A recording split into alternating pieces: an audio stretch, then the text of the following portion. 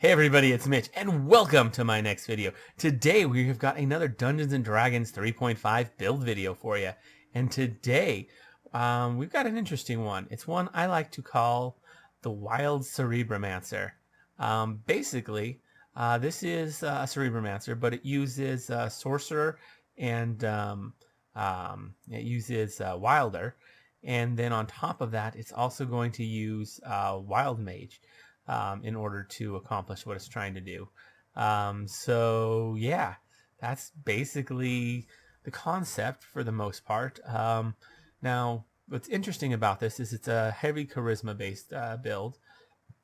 It's not the strongest because Wilder, especially when it's being used mostly as a for its manifesting abilities, isn't the best due to its limited number of powers known, very limited, but by having some sorcerers which are also somewhat limited on spells known, it can help augment that. And this build has a lot of staying power because it's got a good number of power points and a lot of spell slots, so it takes a lot for this build to burn out, unlike other caster type builds.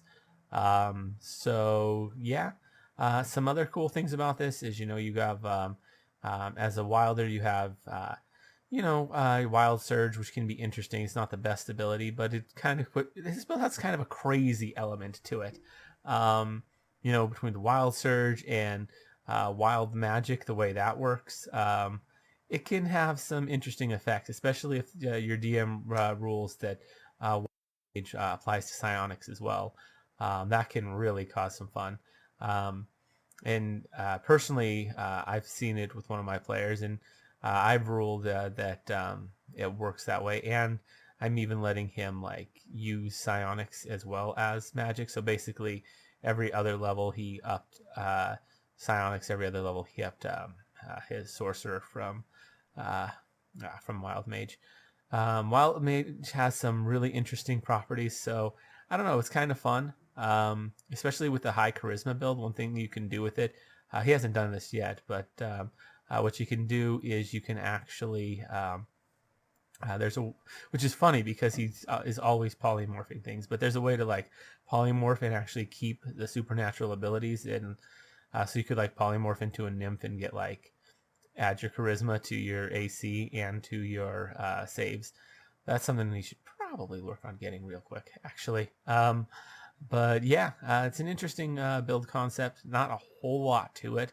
Fairly simple, straightforward. I mean, it's literally just a couple of prestige classes that kind of work in interesting ways together. So yeah, it's not the strongest out there, but it's got its uses for sure. Let me know what you guys think down in the comments below. Yeah, this is a short one, I know. If you enjoyed the video, consider giving it a like. Maybe subscribe to the channel for more D&D 3.5 content, and ring that notification bell so you never miss out on a video. Anyways, as always, I'm Mitch. I'll be seeing you